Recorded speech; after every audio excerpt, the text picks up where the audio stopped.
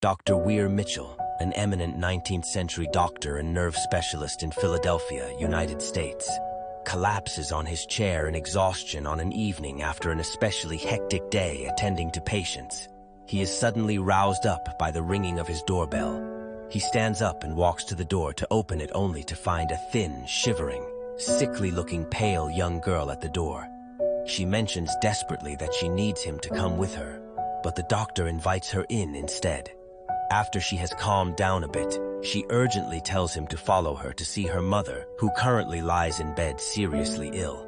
The doctor asks her to describe the symptoms of her mother, but she stays silent as the doctor quickly grabs his bag filled, and together they step out.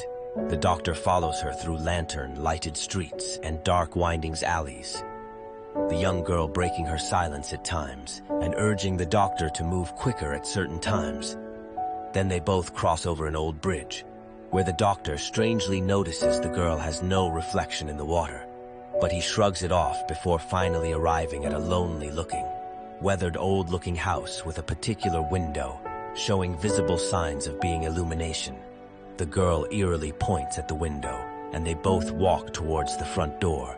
The girl opens it and suddenly turns back, telling the doctor to go in and adding that she has to get something for her mother and would be joining them very soon. The doctor doesn't think much about this and goes right in before shortly arriving at the dimly lit bedroom, where he sees a slight elderly woman sprawled on the bed beneath blankets, looking visibly pale and ill. The doctor recognizes the woman in surprise as being a former servant of his household and quickly starts to examine her. He diagnosed her condition, gave her some medications, and made her feel as comfortable as possible.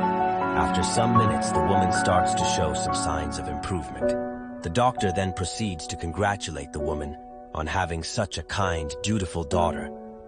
To this, the woman looks up with a perplexed expression and mentions that her daughter died a month ago.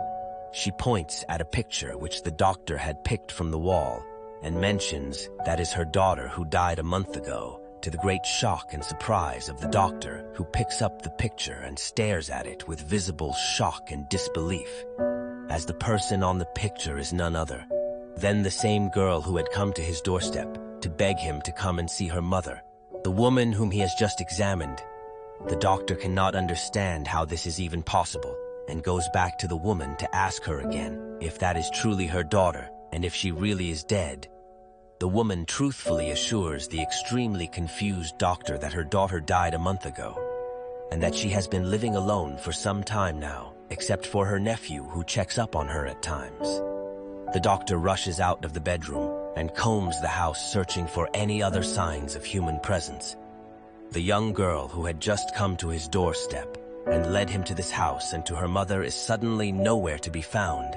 He keeps searching and suddenly stops short at a hallway where he spots the ghostly figure of the young girl, a bit down the hallway, partially obscured in darkness. Then she suddenly disappears. The doctor turns back, his belief in almost everything he knew and understood about this world greatly shaken by this turn of events.